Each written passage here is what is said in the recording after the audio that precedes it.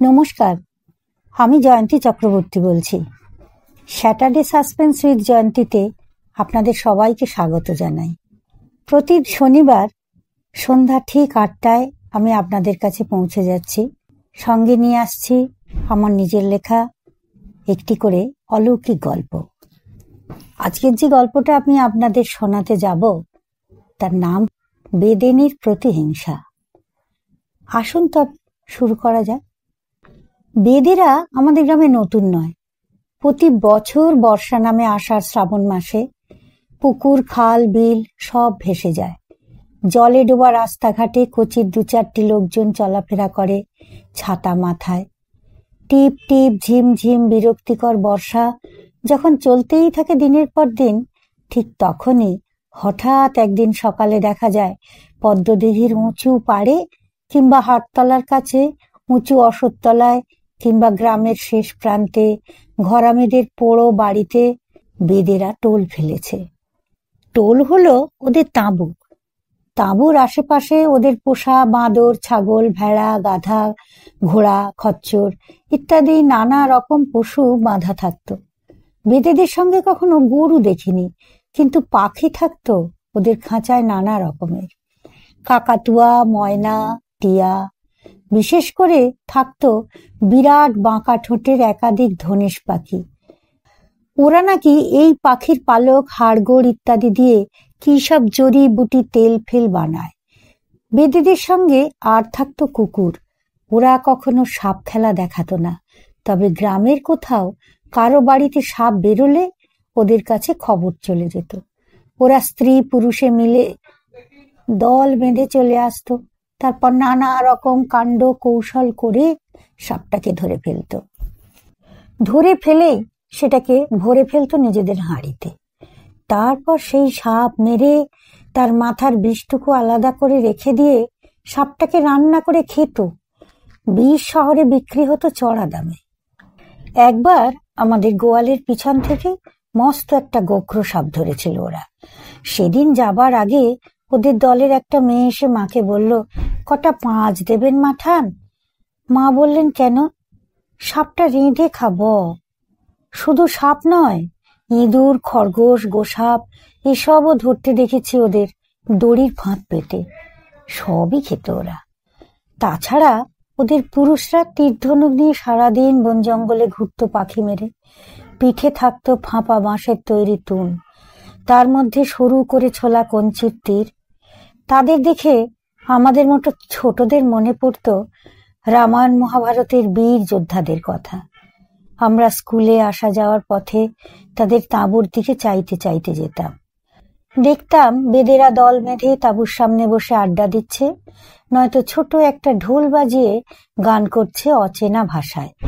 আমরা ছড়া কাটতাম, বেদেরা বাদায় ফেলে টোল, বৃষ্টি বাদল হলে পরে বসে বাজায় ঢোল। গ্রামের লোক ওদের ভালোই বাসত। ওরা বাড়ি বাড়ি গিয়ে জড়িবুটি বেচত। খোস, পাঁচড়া, বাত, মাথা ধরা, বাচ্চা না হওয়া, হয়ে মরে যাওয়া, পুরনো জ্বর, হাঁপানি, কোমরে ব্যথা, কত রকম রোগের যে ওষুধ দিত ওরা, তার ঠিক ঠিকানা নেই। ওদের ওষুধে নাকি কাজ হতো ভালো। এইসব শেকড় বাকড়, তাবিজ কবজ, মাদুলি বেচে বেশ ভালো টাকা ইনকাম করতো ওরা। প্রায় মাসখানেক থেকে যখন বিক্রি বাটা কমে যেত, ইঁদুর, সাপ, পাখি ইত্যাদি দুর্লভ হয়ে উঠত, তখন ওরা অন্য জায়গায় চলে যেত। হঠাৎ একদিন সকালে উঠে দেখতাম তাঁবু নেই। জন্তু, জানোয়ার, খাঁচা, পাখি ইত্যাদি সমেত তারা যেন ম্যাজিকের মতো হাওয়া হয়ে গেছে রাতারাতি। সবাই প্রতি বছর আবার সাগ্রহে অপেক্ষা করত কবে বেদেরা আসবে সেই জন্য। কিন্তু আজকাল আর তারা আসে না। একটা খুব মর্মান্তিক ঘটনার পর থেকে তাদের আসা বন্ধ হয়ে গেল চিরতরে। সেবার বেদেরা বেশ অনেকগুলো মোটা সোটা পুরনো আর মারাত্মক রকমের বিষাক্ত সাপ ধরল আমাদের দিঘির উত্তর পাড়ের বাগান থেকে। একজন কম বয়সী বেদিনী কি একটা মন্ত্র পড়ে দক্ষ হাতের কৌশলে পটাপট লেজ ধরে ধরে সাপ টেনে বের করতে লাগলো গর্ত থেকে। দিঘির পাড়ে তখন অগুন্তি দর্শক। সাপগুলো ধরবার পর বেদেনী সববারের মতো একটা ধারালো ছুরি দিয়ে সাপগুলোর মাথা চিরে ফেললো। তারপরে বের করে আনলো টুকটুকে লাল ডালিম দানার মতো বেশ কতকগুলো মণি। তাই কিনবার জন্য ভিড় জমে গেল ওদের চারপাশে। মুখুজ্জে বাড়ির গিন্নি তার ছোট ছেলের ভাবি বউয়ের জন্য একটা মণি কিনতে এগিয়ে এলেন। ওরা দাম চাইল 500। না, 500 নয়, 100 দেব। না, অত কমে হবে না মাঠান, অন্তত 400 দিন। এই রকম দর কষাকষি চলছে বেদেনীর সঙ্গে। এমন সময় মুখুজ্জে গিন্নির সেই কলকাতার কলেজে পড়া ছোট ছেলে অকুস্থলে এসে হাজির। কই দেখি মা, কি কিনছো এখানে এত দাম দিয়ে? এই দেখ বাবা, আসল সাপের মাথার মণি। আমার চোখের সামনে সাপের মাথা চিরে বের করে দিল। শ্যামলদা মানে মুখুজ্জে জেঠির ছেলে হো হো করে হাসতে হাসতে বলল, এ তো কাঁচের চুড়ি, ভাঙা টুকরো। এই মণি কিনছো তুমি আমার বউয়ের জন্যে? এবার রঙিন ঘাগরা দুলিয়ে চোখ নাক ঘুরিয়ে কোমরে হাত দিয়ে দাঁড়িয়ে তেড়ে উঠল সুন্দরী বেদেনী। তুই বললেই অমনি হয়ে গেল কাঁচ? আমরা যে ইত্য বছর ধরে মণি বেচছি, কত লোকে আংটিতে মণি পড়ে রাজা হইয়ে গেল, আর তুই বলছিস কিনে কাঁচ? শ্যামলদা চট করে কিছু বলতে পারল না। তার চোখ আটার মতো আটকে গিয়েছিল রূপসী বেদেনীর রাগে আগুন হয়ে যাওয়া মুখের ওপর। বেদেনী বোধহয় সেটা বুঝতে পারল। বুঝতে পেরে আরো তেড়ে উঠল। বেশ নাটকীয় ভঙ্গিতে কৌতূহলী জনতার দিকে তাকিয়ে বলল, হে বাবুরা, তোরা বল কেনে, আমি যদি ঝুটা জিনিস বেচি তবে এই সব সাপ এক্ষুনি এখানে ছেড়ে দিয়ে আমরা চলে যাব, আর আসবো না তোদের গিরামে। বল তোরা, ঝুটা বেচি আমরা? আজ কত বছর আসি আমরা, ঝুটা মাল বেচে গেলে তোরা লিতিস? জনতা চুপ। অনেক বেতো টেকো হেঁপো বুড়ো বুড়ি আর বন্ধা মহিলা ছিল ভিড়ের মধ্যে। তারা বেদিনীকে সমর্থন করে বলতে লাগলো, না না বাপু, তোমরা খুব ভালো ওষুধ দাও, চলে যেও না রাগারাগি করে। অনেকেই বলল, সাপগুলো দোহাই বাপু, ছেড়ে দিও না, বড় ভয় করে, যা ফনা। শ্যামলদাকে তার মা ধমক দিয়ে বললেন, তুই জানা তোকে এখানে কে ডেকেছে? বেদেনী তখন বিজয়িনীর ভঙ্গিতে দু চোখের বিদ্যুতের চ্যালেঞ্জ ছুড়ে দিয়ে দাঁড়ালো শ্যামলদার মুখোমুখি। শ্যামলদা বলল, 500 টাকা আমি এখনই দিচ্ছি, ওই কাঁচ কিনতে দেবো না মা তোমায়। এই কথায় বাঘিনীর মতো লাফিয়ে উঠল বেদেনী। কি, তুই আমাকে ভিক দিবি? তোর কাছে আমি ভিক মাংছি? আমি ভিখিরি? টাকাটা শ্যামলদার মুখের ওপর ছুঁড়ে ফেলে দিয়ে সাপিনীর মতো হিস হিস করতে করতে বেদেনী তার হাঁড়ি কুড়ি ছুরি কাটারি ইত্যাদি গুছিয়ে নিয়ে উঠে দাঁড়ালো। জনতার মধ্যে থেকে দু একজন বলে উঠল, আমি নিতুম, আমি নিতুম। বেদেনী কিন্তু তিল মাত্র আর দাঁড়ালো না। কারো কথায় কান্না দিয়ে দল বল নিয়ে হন হন করে হাঁটতে হাঁটতে চলে গেল ওদের ডেরার দিকে। শুধু যাবার সময় শ্যামলদার দিকে একবার আর চোখে আগুনে দৃষ্টি হেনে চলে গেল। সে যে কি সর্বনাশা দৃষ্টি! দাউ দাউ করে পুড়ে ছাই হয়ে গেল একটা সংসার সেই দৃষ্টির আগুনে। বেদেনী তো রেগে মেগে দলবল নিয়ে চলে গেল, কিন্তু সারা গ্রাম ঘিরে চলতে লাগলো আলোচনা। এই মাগিগন্ডার বাজারে বেদেদের জড়ি বুটি তেল শেকড় ইত্যাদিতে অনেকের ভালো কাজ হয়। শহরের ডাক্তারদের কাছে গেলে এখন তো 1000 রকম টেস্ট লিখে দেবে, দিনের পর দিন যাওয়া আসা মজুরি কাটা, তারপরেও বেশিরভাগ ক্ষেত্রেই রোগ সারে না। কিন্তু বেদেদের ওষুধে মোটামুটি কাজ হয়। ওরা বছরে একবার আসে, সারা বছরের মতো ওষুধপত্র দিয়ে যায়। সাপ খোপ যেখানে যত আছে সব ধরে নিয়ে যায়, দিয়ে যায় শতমূলীর শেকড়, যাতে সাপ আসবে না বাড়িতে। শুধু কি তাই, বেদেরা জানে বিষহরি মন্ত্র।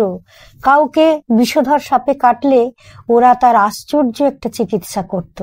একটা বড় কাঁসার থালা মন্ত্র পড়ে রোগীর পিঠের ওপর উপুড় করে রাখলেই থালাখানা শক্ত হয়ে আটকে যেত পিঠে, কিছুতেই খসে পড়তো না।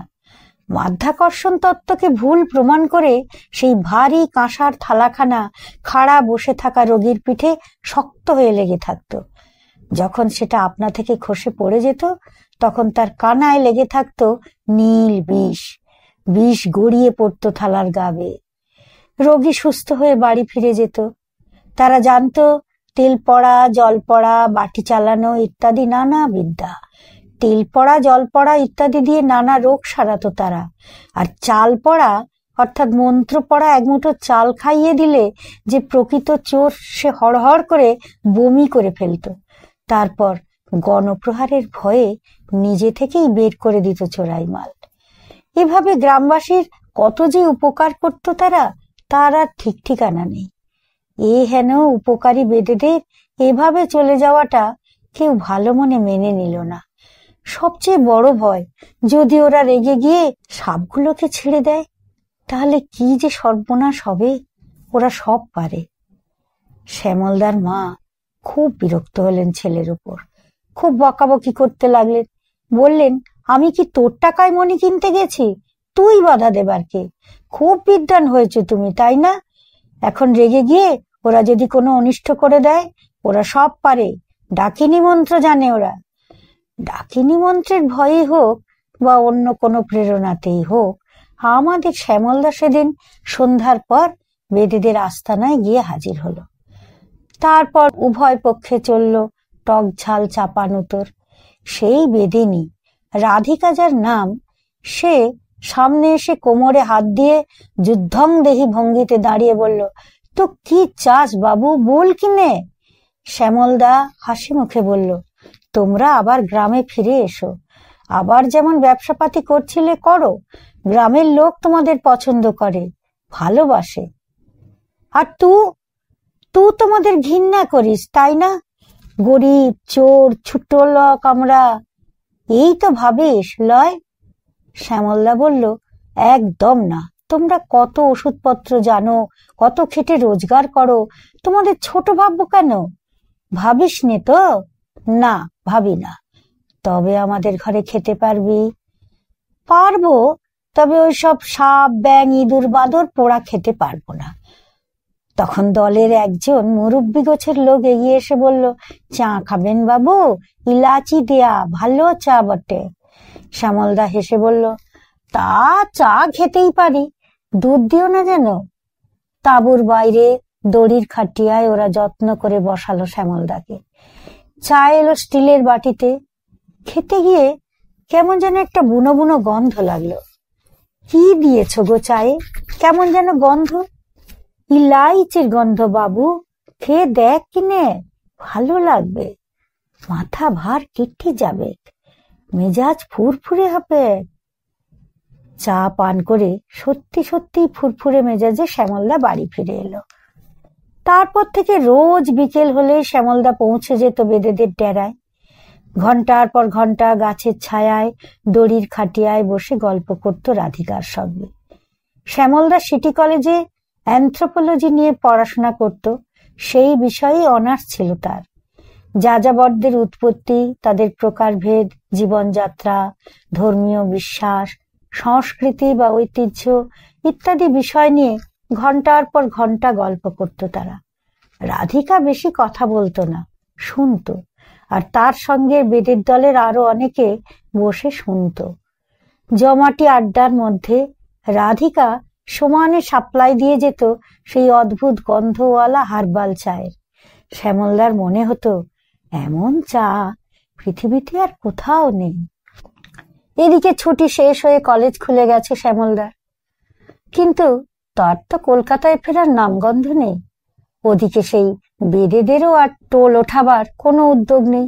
একদিন শ্যামলদার বাবা ছেলের ওপর ভীষণ রেগে গিয়ে বললেন, কালই তুই কলকাতায় চলে যাবি। এত টাকা খরচ করে কলেজে ভর্তি করেছি, সে কি বাড়ি বসে বসে ফেল মারবার জন্যে? শ্যামলদা চুপ করে আছেন দেখে তার মা বলল, আজ থেকে তুই খবরদার ওই বেদেদের ওখানে যাবি না। ওরা নির্ঘাত তোকে টুক করেছে। না হলে রোজ বিকেল হলেই ছুটিস কেন ওখানে? কোন অজাত কুজাত তার ঠিক নেই। আর কি নোংরা লোকগুলো, গায়ের গন্ধে ভূত পালায়, মায় গো। কিন্তু শ্যামলদা পারল না। ঠিক সন্ধ্যার অন্ধকার হতেই সবাইকে লুকিয়ে বেদেদের ওখানে চলে যেতে লাগলো। রাধিকা জিজ্ঞেস করলো, তো কেন এখানে আসিস বাবু? জানি না কেন আসি, কিন্তু না এসে থাকতে পারি না। তুই আমাকে পেয়ার করিস তাই না রে বাবু? শ্যামলদা বলে, জানি না। রাধিকা বলে, তাহলে তুই মুখে শাদি কর। শ্যামলদা বলে, দূর, তা কি হয়? কেন হবে না বাবু? বেদের মেয়ে জ্যোৎস্না দেখিস নাই? রাজার বিটাটো বিহা করলো জ্যোৎস্নাকে। শ্যামলদা বলল, ওসব যাত্রা সিনেমায় হয়, সত্যি হয় না রাধিকা। তাহলে পিরিতি করতে এলি কেনে? রাধিকা সাপের মতো হিস হিসিয়ে উঠল। শ্যামলদা অবাক হয়ে বলল, পিরিতি করতে আবার কখন এলাম? থাকতে পারতাম না বলে চলে আসতাম। ও, এখন সাধু সাদা হচ্ছে না? খুন করে দিব তোকে। বলেই ফস করে কোমর থেকে চকচকে ধারালো একখানা ছুরি বের করে ফেললো রাধিকা। শ্যামলদা একটু ভয় না পেয়ে বলল, মারবে তো? মারো। বলে বুকের জামার সব বোতাম কটা খুলে দিয়ে রাধিকার চোখে চোখ রেখে দাঁড়ালো শ্যামলদা। সে দৃষ্টি সহ্য করতে পারল না বেদিনী। শ্যামলদার বুকের ওপর ঝাঁপিয়ে পড়ে কান্নায় ভেঙে পড়ল রাধিকা। তোকে খতম করতে পারবো নাই রে বাবু, তোকে যে প্যার করি, বহুত প্যার করি রে বাবু, বহুত প্যার করি। শ্যামলদা বলল, প্যার বোধহয় আমিও করি রে রাধিকা, তা না হলে রোজ এমন করে ছুটে আসি কেন? তাহলে শাদি করে নে মুখে। কি করে করব বল? আমি এখনো রোজগার পাতি করি না, বাবার বাড়িতে থাকি। বাবা মা তোমাকে মেনে নেবে কেন? তুমুকে নিয়ে পালাইন চল বাবু, খুয়াবো তোকে। সাপ বেচব, দাওয়াই বেচব, জড়ি বুটি ভি বেচব, কোনো ভাব তো থাকবে নাই। শ্যামলদা মলিন হেসে বলল, তা হয় না রে, হয় না। তোর আমার শেকড় আলাদা, একই জোড়া লাগে রে। দুদিন বাদেই তুই আমাকে ছেড়ে চলে যাবি, নয়তো ওই হাঁসুয়া চালিয়ে দিবি আমার গলায়। তুই যা মেয়ে, তুই সব পারিস। রাগ করে ঘাড় গোঁচ করে চলে গেল রাধিকা। শ্যামলদা একা বসে রইল নির্জন মাঠের মধ্যে অস্তগামী সূর্যের দিকে তাকিয়ে। শ্যামলদার বাবার অবস্থা বেশ ভালো। মহকুমা শহরে দুখানা দোকান, কাপড়ের আর ইলেকট্রনিক্সের। বড় দুই ছেলে ব্যবসায় আছে, ছোটটি বড় সরকারি চাকরি করুক, এই রকমই ছিল তার আশা। কিন্তু শ্যামলদার মতিগতি দেখে বাবা মা ছেলের বিয়ের ব্যবস্থা করতে লাগলেন। 2-4খানা গ্রাম পরেই পাওয়া গেল উপযুক্ত পাত্রী, সুন্দরী, শিক্ষিতা, ভালো বংশের মেয়ে। শ্যামলদাকে মেয়ে দেখানো হলো, তারপর তাকে তার দিদির বরের সঙ্গে পাঠিয়ে দেয়া হলো দিল্লি কিছুদিনের জন্য। সবই ঠিক আছে, শুধু বিকেল হলেই ছেলে ছটফট করে, চা খেতে চায়, কিন্তু যত ভালো চাই হোক তার ভালো লাগে না। সবাই বুঝতে পারল বেদেরা চায়ের সঙ্গে নিশ্চয়ই কোনো নেশার ওষুধ খাওয়াতো তাকে। এরপর কলকাতায় একটা রিহ্যাব সেন্টারে নিয়ে গিয়ে কিছুদিন চিকিৎসার পর শ্যামলদা সম্পূর্ণ নেশামুক্ত হয়ে গেল। আর সেই সুন্দরী বেদেনীর ছবিও তার মানসপটে আবঝা হয়ে গেল। সেখানে এখন ধীরে ধীরে উজ্জ্বল হয়ে ফুটে উঠছে আরেকটি শান্ত সুন্দর হাসি মুখ।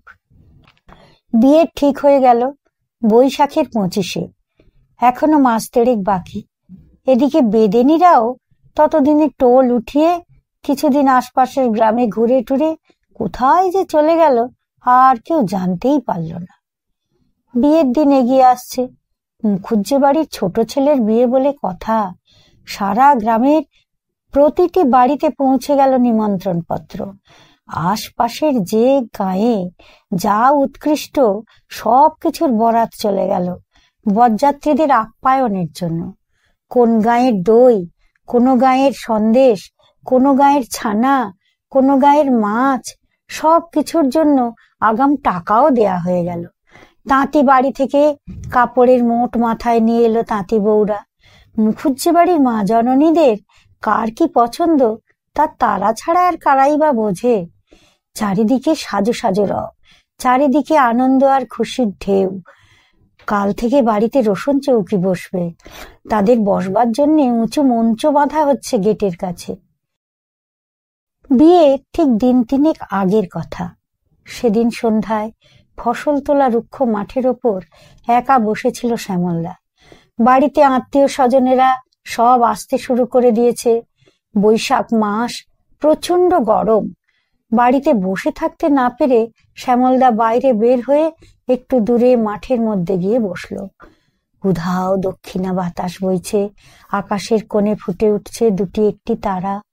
দূরে কোথাও একটা কাঠ চাপা গাছ থেকে ভেসে আসছে সদ্য ফোটা ফুলের গন্ধ।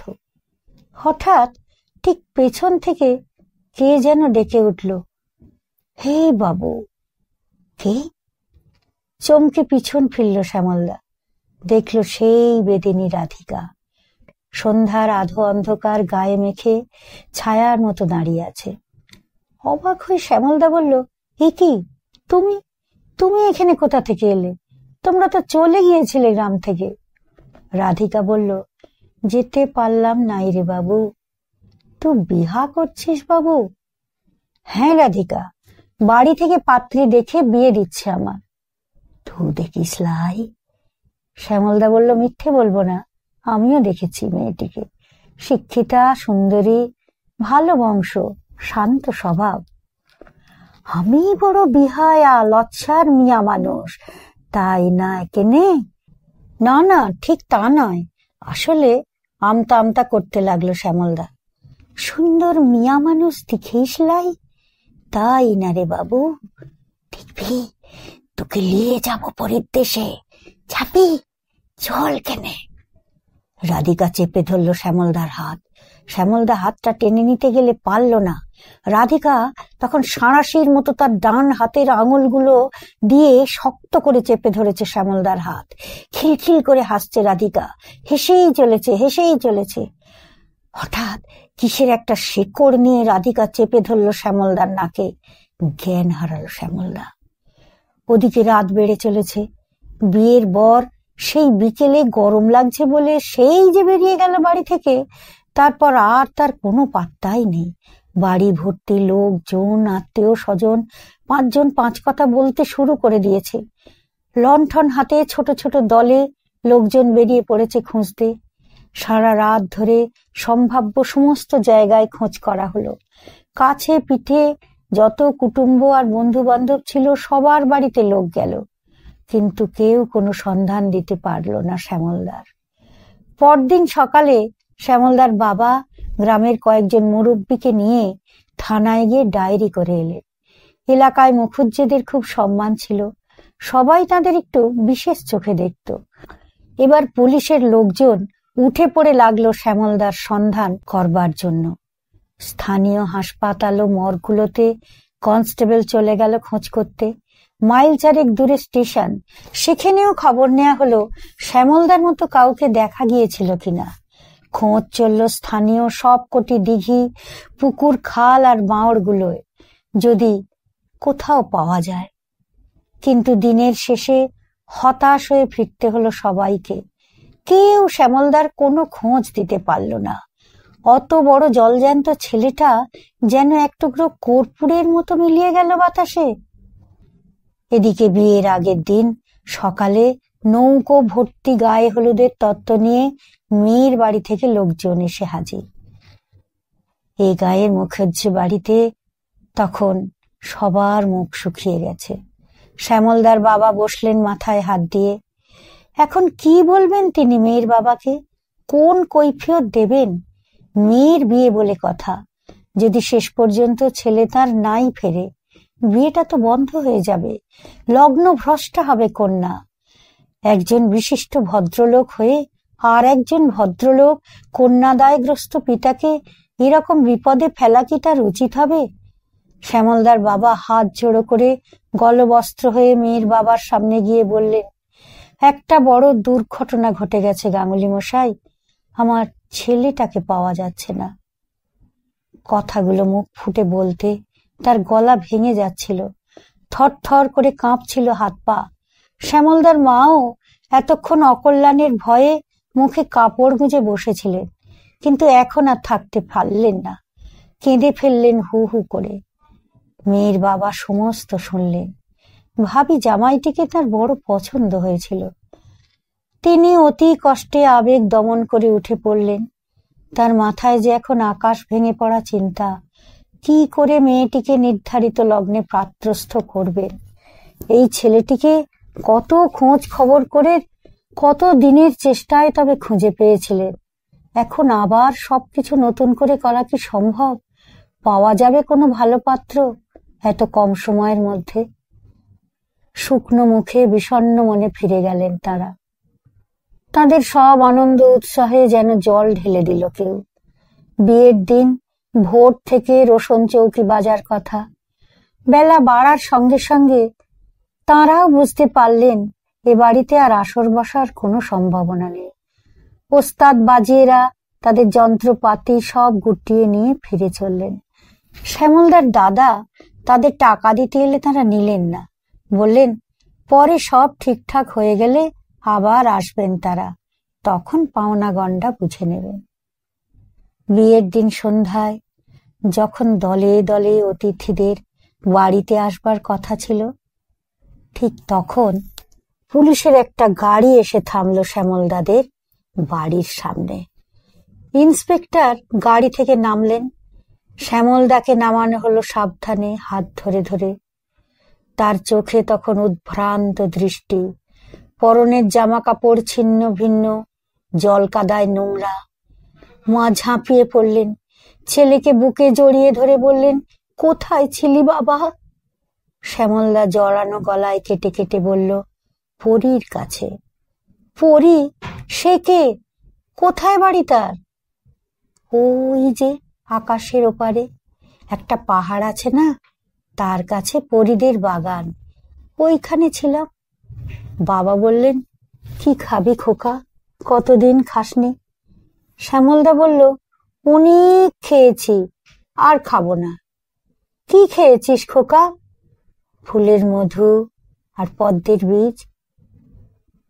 পুলিশের লোকজন জানালো মাইল 5 দূরে একটা লেক আছে, সেই লেকের ধারেই আজ সকালে শ্যামলদাকে পড়ে থাকতে দেখা গেছে। সেখানকার স্থানীয় লোকজন থানায় খবর দেয়। শ্যামলদা ওর নাম ঠিকানা কিছুই বলতে পারেনি। খবর পেয়ে এখানকার পুলিশ যায়, তারপর পুলিশের ডায়েরি থেকে ঠিকানা নাম বের করে তাকে বাড়িতে ফিরিয়ে আনা হয়েছে। সেই থেকে শ্যামলদা আত পাগল হয়ে গেল, কিন্তু সে সবসময় খুব আনন্দেই থাকতো। গুনগুন করে গান গাইতো, অদৃশ্য কার সঙ্গে যেন কথা বলতো সব সময়। সবচেয়ে মুশকিল হতো পূর্ণিমা রাতে। আকাশে জ্যোৎস্না দেখলেই সে ছটফট করে উঠত বাড়ির বাইরে বেরিয়ে যাবার জন্য। চিৎকার করে বলতো, পরী এসেছে নিতে, আমাকে ডাকছে, ছেড়ে দাও, ছেড়ে দাও, আমাকে ছেড়ে দাও। আমি না গেলে সে খুব রাগ করবে, খুব কাঁদবে, ছেড়ে দাও আমায়, ছেড়ে দাও, ছেড়ে দাও। এই ঘটনার পর শ্যামলদার বাবা মা আর বেশি দিন বাঁচেননি। আমিও আর ওদিকে যাইনি, জানি না শ্যামলদা এখন কেমন আছে। তবে সেই বেদেরা আর কখনো ওই গ্রামে ফিরে আসেনি। তারাও যেন কর্পূরের মতো বাতাসে মিলিয়ে গেল। ধন্যবাদ। এতক্ষণ আমার সঙ্গে থাকার জন্য আপনাদের আন্তরিক ধন্যবাদ জানাই। যদি গল্পটি ভালো লেগে থাকে তাহলে লাইক, শেয়ার ও কমেন্ট করবেন আর সাবস্ক্রাইব করে সঙ্গে থাকবেন। শুভরাত্রি।